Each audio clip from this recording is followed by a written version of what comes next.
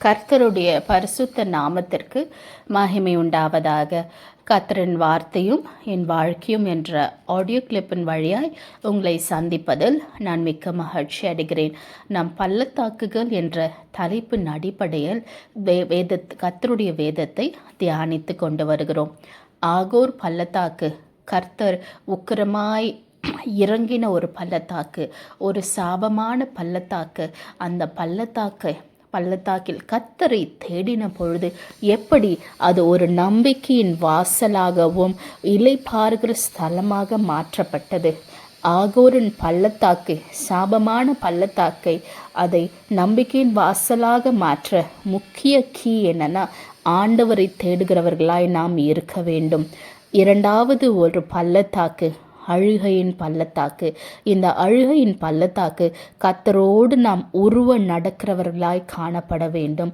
இந்த அழுகையின் பள்ளத்தாக்கை கடந்து போக நாம் கர்த்தரோடு நடக்க வேண்டும். மூன்றாவது வர பள்ளத்தாக்கு ஈரோத் பள்ளத்தாக்கு. ஒரு அடைக்கப்பட்ட ஒரு பள்ளத்தாக்கு, ஒரு அடைக்கப்பட்ட ஒரு சூழ்நிலை இருக்கும் பொழுது இங்கு நாம் என்ன செய்ய வேண்டுமென்றால் கர்த்தருடைய துணையை கொண்டு முன்னேறி செல்ல வேண்டும். இங்கே என்ன கீன்னு பார்க்குறோன்னா, ஆண்டவர் துணை கொண்டு நாம் முன்னேறி செல்ல வேண்டும். நான்காவது ஒரு பள்ளத்தாக்கு மரண இருளின் பள்ளத்தாக்கு. இந்த மரண இருளின் பள்ளத்தாக்கில் ஆண்டவர் என்னோடு இருக்கிறார் என்று சொல்லி விசுவாச வார்த்தைகளை பேசும் பொழுது இந்த மரண இருளின் பள்ளத்தாக்கை நாம் கடக்க முடியும்.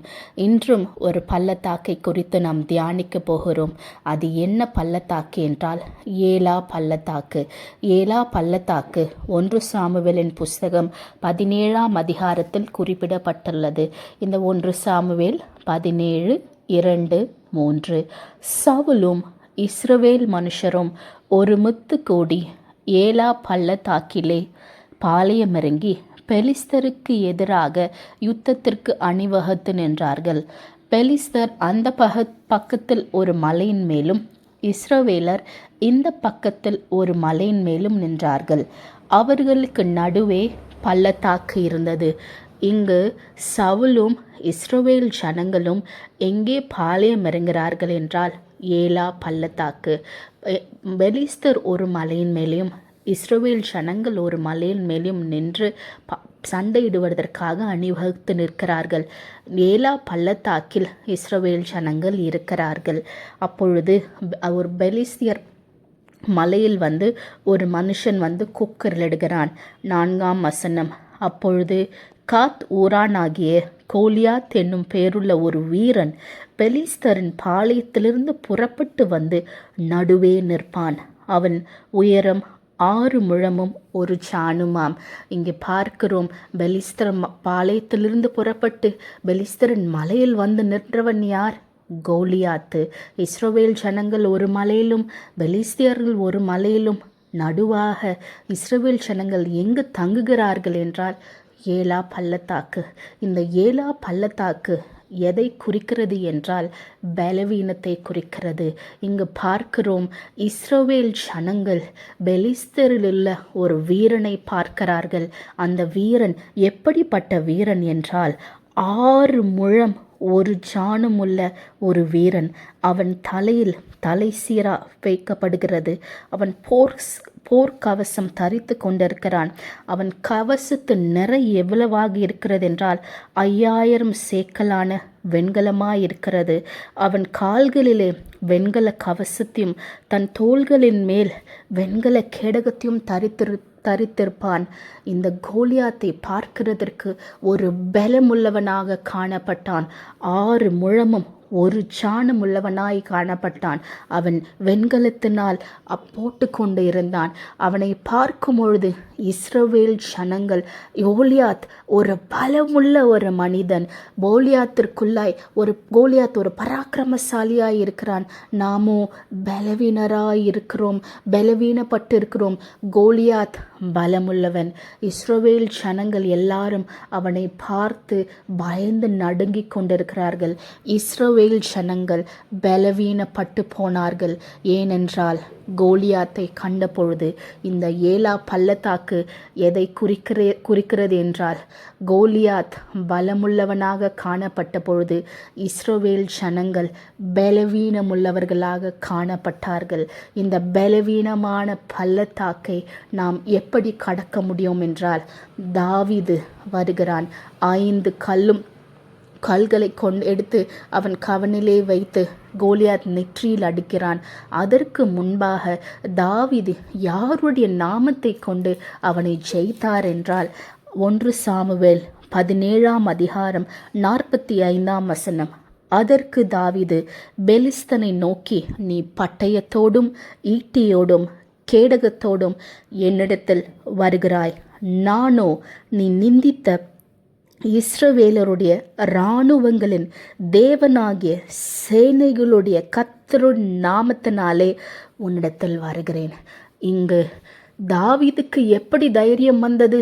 இந்த பலவீனமான இஸ்ரவேல் ஜனங்கள் பயந்து நடுங்கி கொண்டிருக்கிறார்கள் இந்த பலமுள்ள கோலியாத்தை பார்த்து. ஆனால் தாவீது எப்படி இந்த பலமுள்ள கோலியாத்தை ஜெயித்தான் என்றால், கர்த்தரின் நாமத்தினாலே, சேனைகளுடைய கர்த்தரின் நாமத்தினாலே உன்னிடத்தில் வருகிறேன் என்று சொல்லி அவன் நெற்றியில் கல்லை எறிந்த பொழுது அவன் விழுந்தான். பலமுள்ள கோலியாத் கீழே விழுந்ததின் காரணம் என்னவெனில், கர்த்தருடைய நாமத்தை கொண்டு அவன் செல்லும் பொழுது எப்பேற்பட்ட கோலியாத்தாய் இருந்தாலும் அவர்கள் தாழ்த்தப்பட்டு போவார்கள். ஒருவேளை ஏலா பள்ளத்தாக்கை நீங்கள் கடந்து கொண்டிருக்கிறீர்களா? பலமுள்ளவர்களை பார்த்து நீங்கள் பலவீனப்பட்டு இருக்கிறீர்களா? இஸ்ரவேல் ஜனங்கள் எப்படி பலவீனப்பட்டு பயந்து நடுங்கி அஞ்சினார்களோ அதுபோல பலவீனப்பட்டு தோற்று போன ஒரு சூழ்நிலையில் பயந்து நடுங்கி கொண்டிருக்கிறீர்களா? இந்த ஏலா பள்ளத்தாக்கு போல உங்களுடைய வாழ்க்கை பலவீனப்பட்டு போயிற்றா? நீங்கள் செய்ய வேண்டியது ஒன்றுதான். என்ன செய்ய வேண்டும்?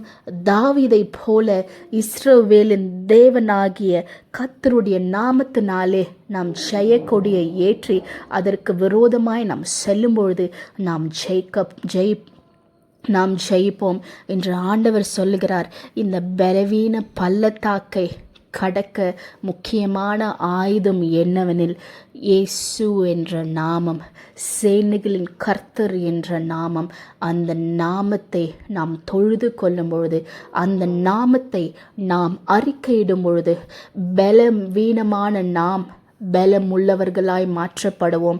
இந்த ஏலா பள்ளத்தாக்கின் கோலியாத்களை முறியடிக்க ஆண்டவர் நமக்கு கொடுத்த ஆயுதம் என்னவெனில், சேனைகளின் கர்த்தர் என்பது அவருடைய நாமம்.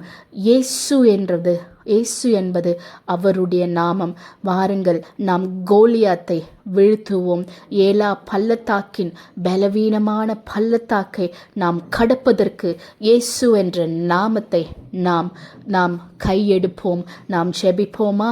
அன்பின் ஆண்டவரே, இந்த அருமையான காலை வேலைக்காம நன்றியோடு உம்மை ஸ்தோத்திரிக்கிறோம்.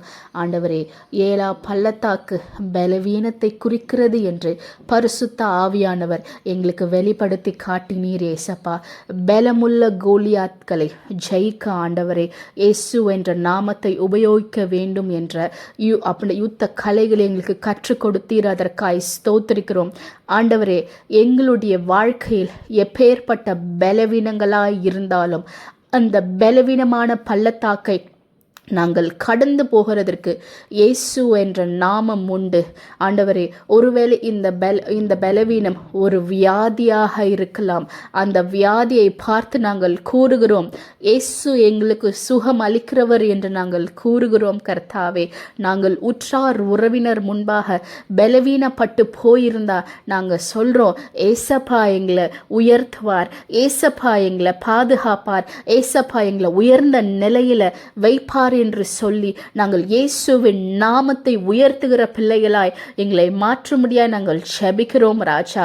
எப்படிப்பட்ட கோலியாத்களாக இருந்தாலும் சேனைகளின் கர்த்தருடைய நாமத்தை கொண்டு வரும்பொழுது அந்த பலமுள்ள கோலியாத் விழுந்துதான் ஆக வேண்டும் கர்த்தாவே. ஆண்டவரே உம்மை ஸ்தோத்திரிக்கிறோம். இயேசு என்ற நாமத்திற்காய் ஸ்தோத்திரிக்கிறோம். இந்த வானோர் பூதலத்தோர் அப்பா எல்லாருடைய நாவுகளும் ஆண்டவர் எல்லாருடைய முழங்கால்களும் இயேசுவுக்கு முன்பாக முடங்கி ஆக வேண்டும் ஏசப்பா. ஆண்டவரே எப்பேற்பட்ட கோலியாத்தாக இருந்தாலும் அந்த இயேசு என்ற நாமத்திற்கு முன்பாக அது முடங்குகிறதற்காய் நான் ஸ்தோத்திரிக்கிறேன். அது எப்பேற்பட்ட பலவீனமா இருந்தாலும் இயேசுவின் நாமத்தில் அப்புறப்பட்டு போம்படியா நான் ஜெபிக்கிறேன் அப்பா. உம்மை நன்றியோடு நான் துதிக்கிறேன். எந்த பலவீனப்படுத்துகிற ஆவி இயேசுவின் நாமத்தில் விலகும்படியாய் நான் ஜெபிக்கிறேன். எந்தெந்த சரீரத்தில் பலவீனப்படுத்துகிற பலவீனப்படுத்துகிற ஆவிகள் இருக்கிறதோ இயேசுவின் நாமத்தில் நான் கட்டளையிடுகிறேன். வெளியேறு வெளியேறு இயேசுவின் நாமத்தில். இயேசுவின் நாமத்தை நான் பேசுகிறேன். இயேசுவின் நாமத்தை நான் உயர்த்துகிறேன் கர்த்தாவே. உம்மை நன்றியோடு துதிக்கிறோம். இயேசுவின் வல்லமை பாய்கிறதற்காய் ஸ்தோத்திரிக்கிறோம் ராஜா. நன்றி தகப்பனே. நன்றி பரிசுத்த ஆவியானவரே.